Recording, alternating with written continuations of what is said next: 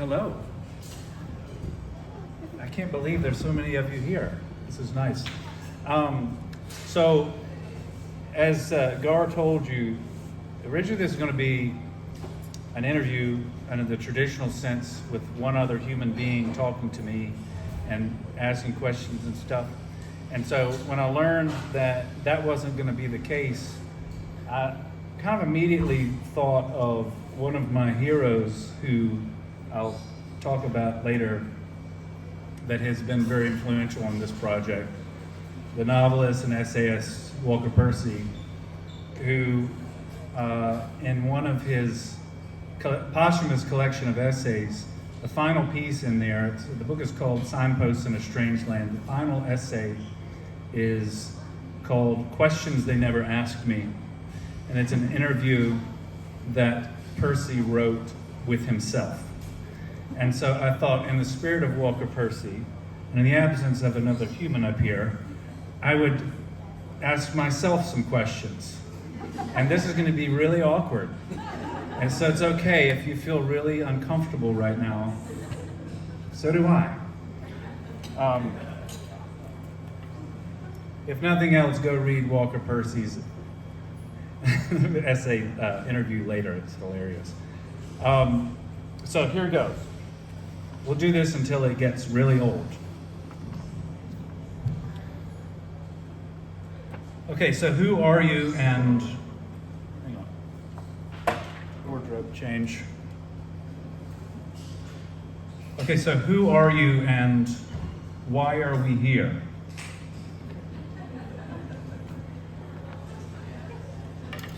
Thanks for asking. My name's Pete Candler, and I'm a writer and a photographer. As Gar mentioned, I grew up in Atlanta, and I live here now with my wife Meredith and my 4 children who are scattered throughout. And I've written a book of photography. I've also taken the pictures in the book as well. So this book is a collection of 175 photographs, all shot on film, going back to 1997 when a high school friend of mine and I decided to see the Southeast. We both grew up in Atlanta, private school kids, in a mostly white culture.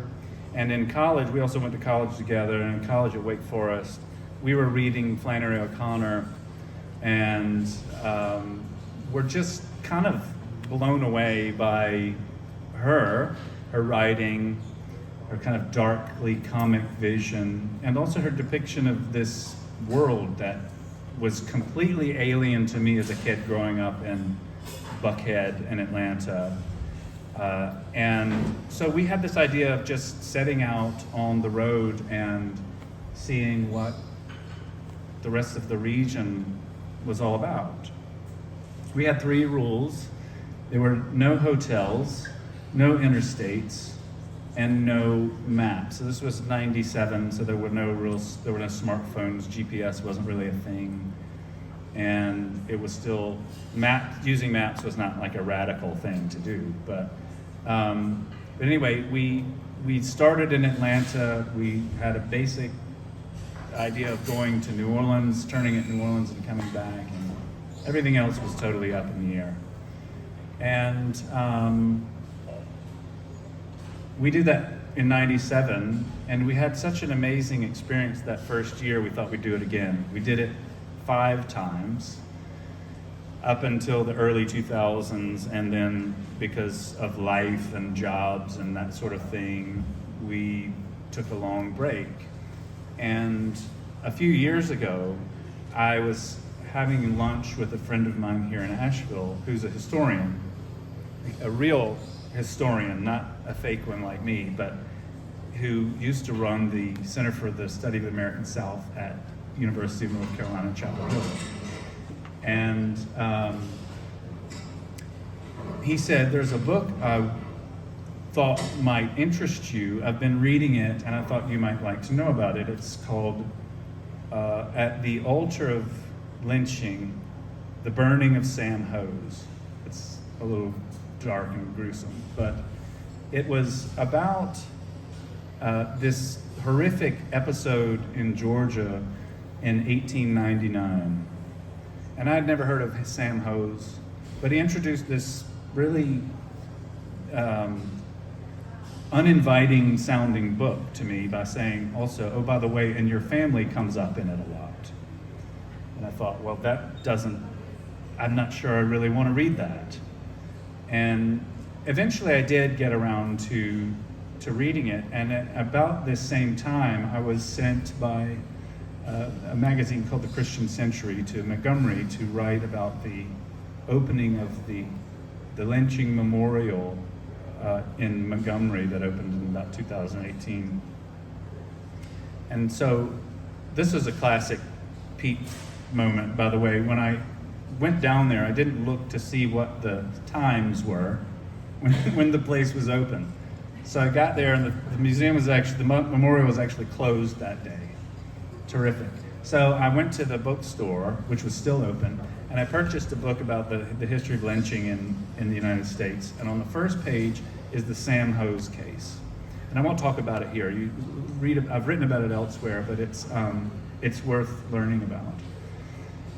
And on the second page is Allen Candler, the governor of Georgia in 1899. I just basically knew his name, little besides that. And it kind of slowly, well, at that point it wasn't slow at all. It was like a flash of recognition that here I am, at this memorial to this legacy, this really dark legacy in our country's history, in our region's history. And my family name is like on page 2. And it's like you can't talk about this subject without mentioning my family name. And so that kind of sent me on it made me go back to the work that John Hayes, my collaborator and dear friend, and I had done with these road trips. And we thought, well, maybe we need to go back and now re-examine the South, go back and look at some of these sites that we had visited with different eyes. And in 2018, as you all know, like the cultural conversation was very different than it had been, say, in 1997. The subject of race was kind of everywhere. It still is, as it should be. And it became impossible to avoid. And so we went back in 2018, and that kind of rebooted this whole Deeper South project. Actually became a project called A Deeper South. But before that, it was just these random trips we went on together. And eventually it grew into this collection of photographs that I had had for 20-something years, and felt like I had something to say. And so that's how the book came into existence.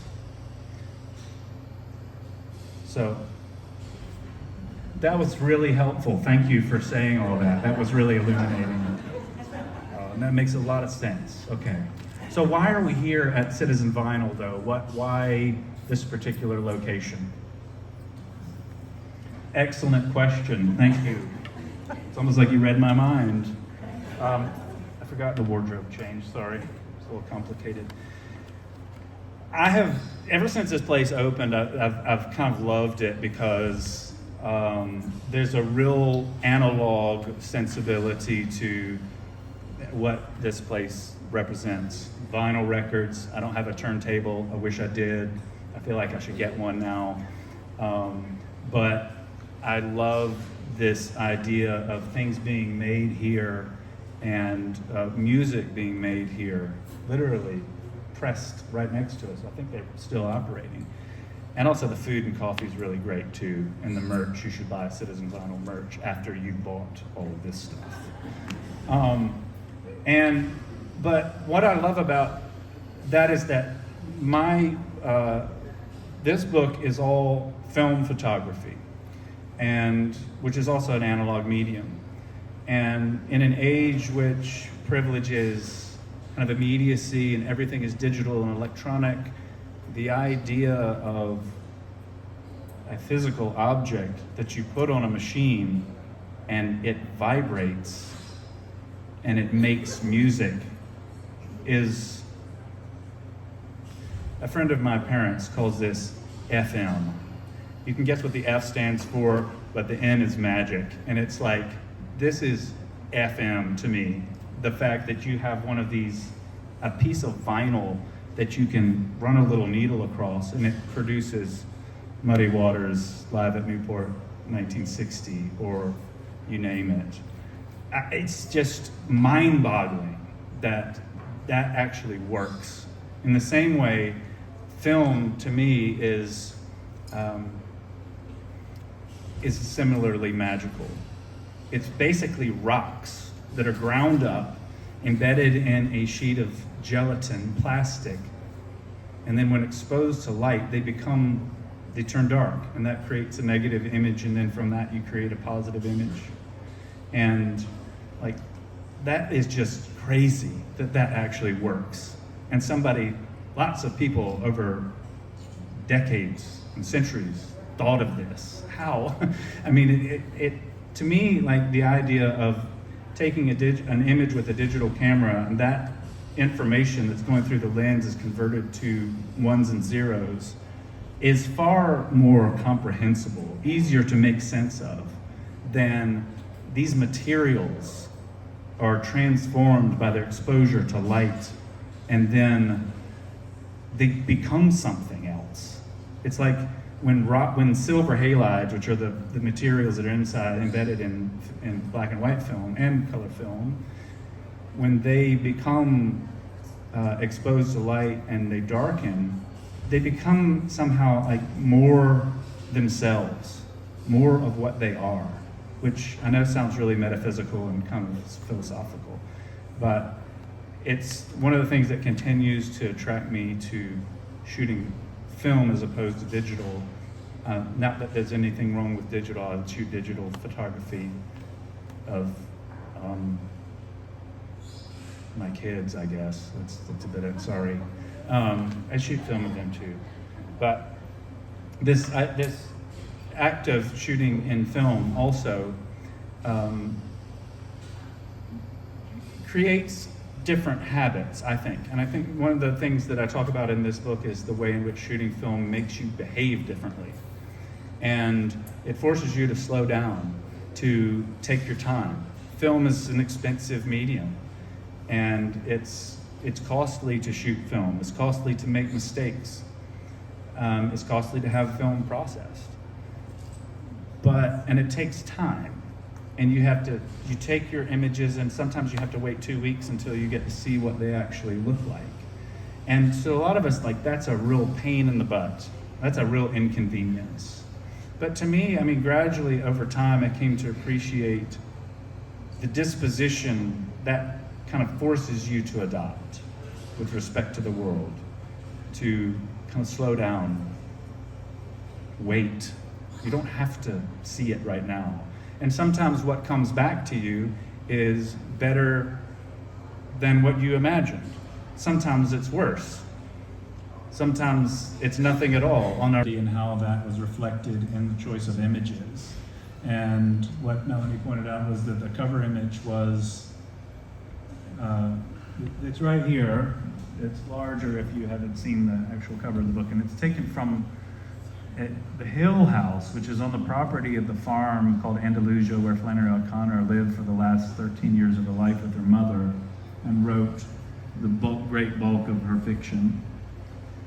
And many of the stories and many of O'Connor's stories deal with this sort of tension between tenant workers, landowners, this sort of class division.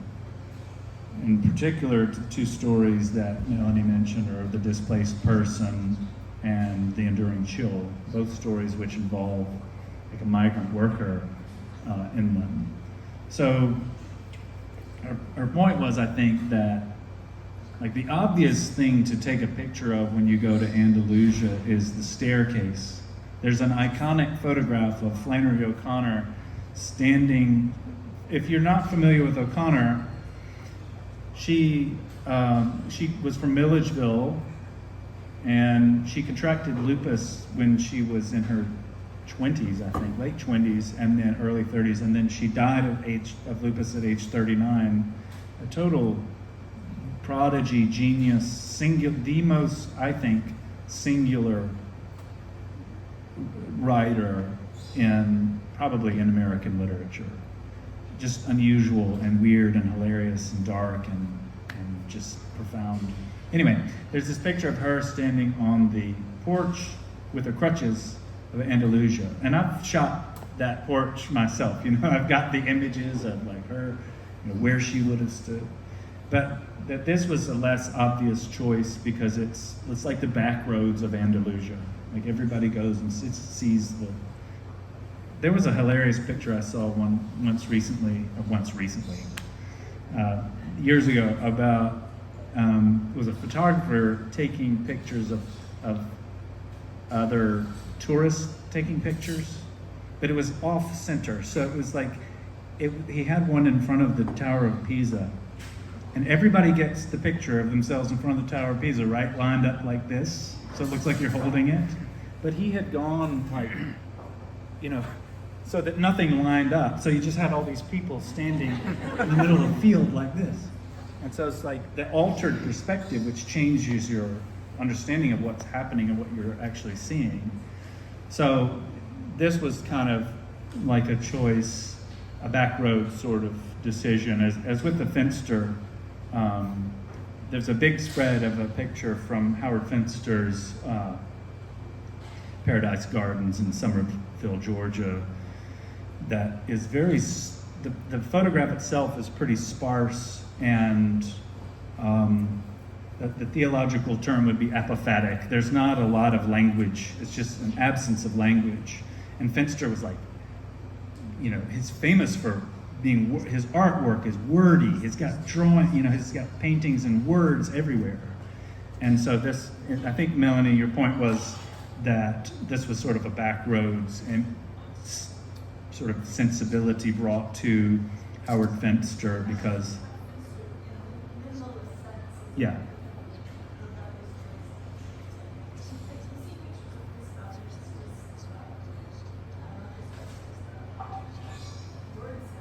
A word salad, exactly. Beautiful word salad. Thank you. That's a really great observation. Thanks. Oh, gentleman in the front, you had a question. Can I walk right behind you? You can. I mean, you. Oh. Oh my gosh, thank you. So more of a comment than a question. Is that what you're? Oh, and also. Oh, yeah. And also.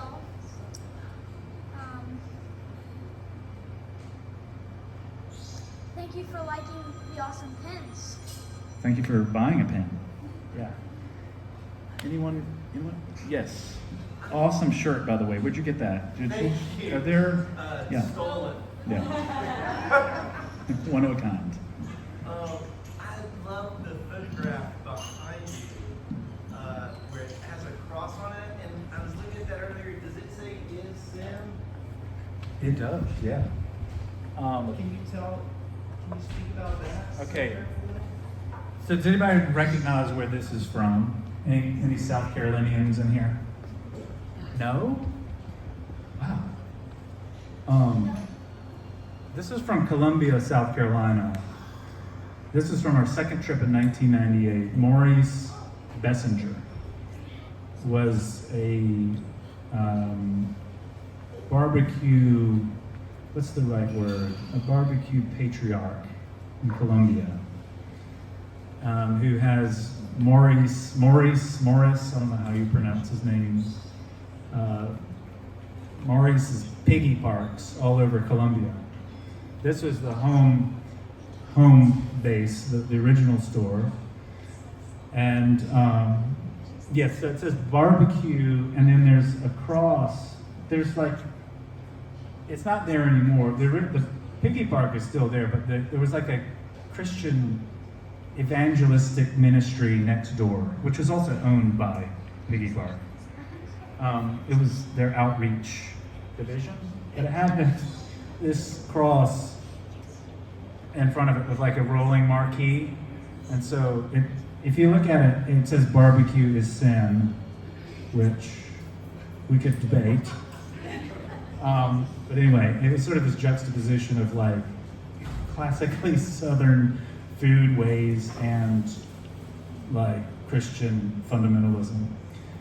I should also mention that Maurice Bessinger was a strongly white supremacist restaurateur who refused to allow black people in his restaurants until he was forced to do so. And at one point, he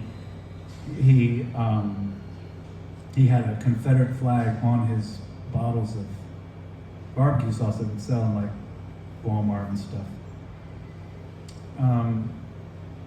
And there was a hilarious write-up about Bessinger the guy's fascinating. Like, he campaigned for governor at one point, and he rode around the state in a white suit on a white horse. I mean, like, American politics has been crazy for a long time, okay? So, but Bessinger was like, you can't make this up.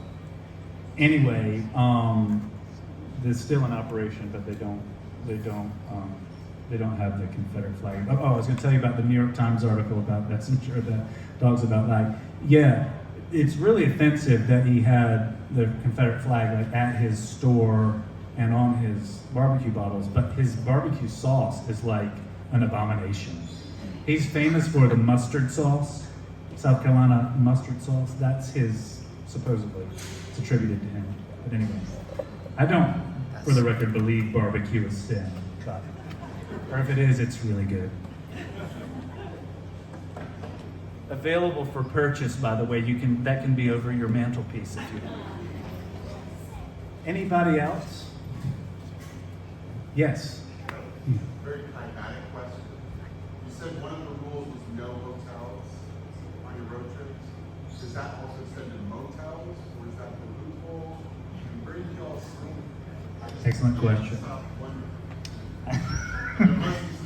There are. In fact, the first night, so I was, like, our first tour was 97. It was August of 97. We started in Atlanta, went south. John had a 1977 Ford F-150 pickup. No air conditioning. And when you're in your 20s, you're like, think this is a really cool, smart thing to do. It's sweet, it's awesome. Let's head south into like hell with no air conditioning for 2 weeks. Great idea. So, by the way, we didn't take tents or nothing in the way of sleeping gear. And so that first night we were staying outside of Blakely, Georgia, which is southwest Georgia, almost to the Alabama line. It was hot it was hot, okay? It was like 98 degrees at 11 o'clock at night. I thought it'd be a good idea to sleep in the bed of the truck, which was just like steel, rusted, worn steel, which was like 120 degrees. And I had like shorts on. Oh, I was wearing blue jeans, thank you. I was wearing blue jeans for like the entire trip. And I have never been so miserable trying to sleep in my life. But I'm not sure if I did sleep. It was pretty terrible. And then the rest of that trip was like, we'd take turns sleeping in the cab or like on the ground next to the on the pine straw. So when we revived the tours in 2018, we were older and like less agile, and so we're like, we probably should stay at hotels this time, and John was like, yeah, I mean, we're gonna need the Wi-Fi, right? So we gotta have Wi-Fi. Because I had like this website on like updating people what we're doing and writing about it as I go along. So we justified that. And so the first night of tour 6 in 2018, we spent in, has anybody been to Fargo, Georgia? Fargo, not Fargo, North Dakota, or wherever. Judith has been to Fargo. So if you've been to the Okefenokee Swamp, you've probably been through Fargo because it's the only town. And it's like the southernmost town in Georgia. And it's a beautiful place. I love it there. There are like 7 people who live in Fargo. It's tiny. And it's like this story of, this town that once was like the center of the wood pulp industry and like was thriving. That industry died, it went elsewhere. They tried every 5 or 10 years. There's some big promising companies going to put a plant there. It never happens. The people are just amazing. I've gotten to hang out there a little bit. But there's one hotel in Fargo called the Gator Motel. And it has 4 rooms. And I highly, highly recommend that you go visit the Gator Motel at some point. Because it's run by a guy called Kevin Hart, not the comedian. But Kevin has this policy. He's like, okay, we come in to the Gator Motel, you tape a little sticky note to the door with your name on it, and leave the key in there, key inside the door. He's like, you come in, take the key, and when you leave, just leave your cash or check on the bureau. And like, this is so alien to like how we're all used to doing hotels and stuff. Like the amount of trust in this place. So now we stay in hotels and motels. And that first trip, I think we did bend the rules a little bit. I think it was outside of Greenville, Mississippi. We're like, okay, we need to like have a bed. And it was the most, I may be confusing it with another one in Arkansas somewhere. It was like the most disgusting. I spent most of the night hosing the roaches out of the shower, like down the shower drain. It's pretty bad. But our justification was like, all right, if we're gonna stay in a hotel, it's gotta be pretty